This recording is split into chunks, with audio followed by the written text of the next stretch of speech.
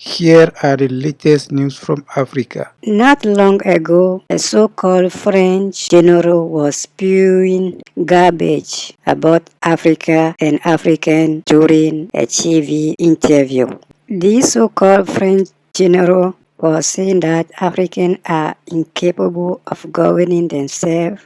Africans make too much baby, which cause climate change and more nonsense. He even dare say that Europe and the US have to recolonize Africa. The only African official who responded publicly to this so-called French general statement was President Ibrahim Traoré of Burkina Faso. In his response, President Ibrahim Traoré said that his army in particular and Africans in general are fully prepared to deal with imperialist sickness. President Ibrahim Traoré could not be more clear in his response. We all know that the only language this barbarian or imperialist vampire understand is violence. Since Africans have not responded to this imperialist barbarism with barbarism, these imperialists have convinced themselves that they are the only one who can understand the language of violence. It is high time Africans respond to these barbaric imperialists in the same language they understand as these barbaric creatures think they are God on earth. Qui est notre destin commun à nous, Européens, c'est la Méditerranée et l'Afrique, où notre destin se joue. Et donc nous avons en permanence essayé, nous Français, d'entraîner les Européens dans cette prise de conscience de la nécessité d'agir collectivement en Afrique et en Méditerranée. Et je suis absolument désolé de voir l'échec de nos engagements au Sahel. Et je pense que de toute façon, nous aurons à nous reposer la question. Parce que nous ne pouvons pas imaginer avoir à nos portes un continent entier qui est en train de s'enfoncer dans la destruction des appareils de gouvernement et des États, s'enfonce dans une forme de chaos, de guerre civile dans beaucoup de pays et de plus en plus de pays, dans des difficultés qui sont liées aux évolutions climatiques, qui sont encore plus dramatiques sur des populations vulnérables comme les populations africaines. En plus, un continent qui va connaître une explosion démographique comme aucun continent n'en a jamais connu. Et donc imaginez que ça se passe là, dans les 10-20 ans qui viennent, et que ça n'aura pas de conséquences sur l'Europe, parce que nous vivons dans une sorte de bulle protégée par je ne sais quoi d'ailleurs, c'est tout simplement inconscient. Et donc je pense que cet intérêt commun-là devrait un jour faire que l'Europe se décidera à agir comme une entité politique qui ira défendre elle-même ses intérêts, y compris par le moyen de l'engagement de ses armées. Le retrait du Sahel fut difficile à accepter pour tous ceux qui y ont été engagés. Je suis le premier à avoir beaucoup de mal à avaler ça. C'est un échec français et européen et africain qui procède principalement de ce que nous n'avons pas compris que l'action devait être une action globale. La restauration de l'État, le retour des administrations, le retour du développement. Et si on n'arrive pas à faire tout ça simultanément et de façon coordonnée, on va à l'échec. C'est ça qui s'est passé. Ce que j'ai du mal à avaler, c'est quand on me dit que c'est l'échec d'une opération militaire. La réalité, c'est que c'est pas l'échec d'une opération militaire. L'opération militaire était une dimension. Je suis persuadé que dans quelques années, je ne sais pas si c'est 10 ans ou moins ou plus, nous aurons l'obligation de retourner aider ces pays africains. Ça n'est pas la Chine, la Russie et Wagner qui vont apporter des solutions durables aux très grandes difficultés que connaissent ces pays africains et leur population.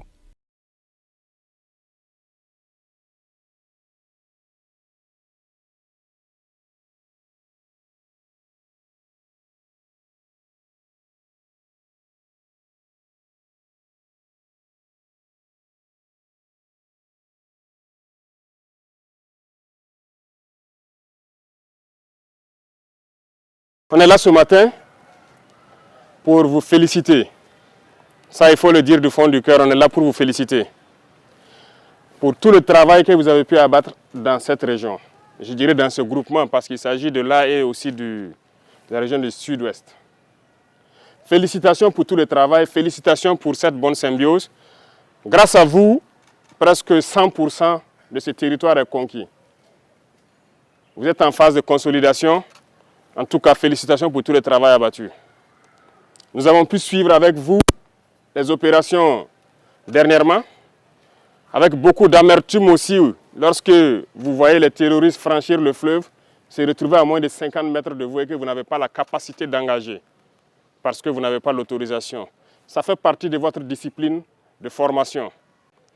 Mais retenez que ceux qui ont pu échapper à votre furie, qui se sont réfugiés de l'autre côté de la frontière, se prépareront certainement, puisque c'est une base arrière.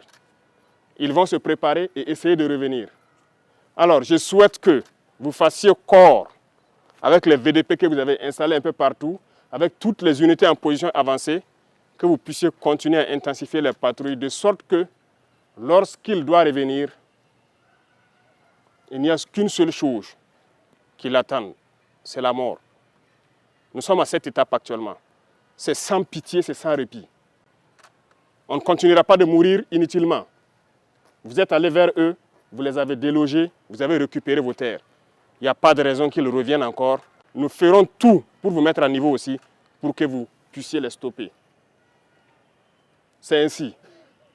Donc, redoublez de vigilance, prenez courage encore, continuez à fortifier avec les VDP qui sont sur le terrain, avec les unités en position avancée. S'il faut ériger des murs, on le fera. S'il faut creuser, on le fera. Félicitations pour tout le travail, beaucoup de courage.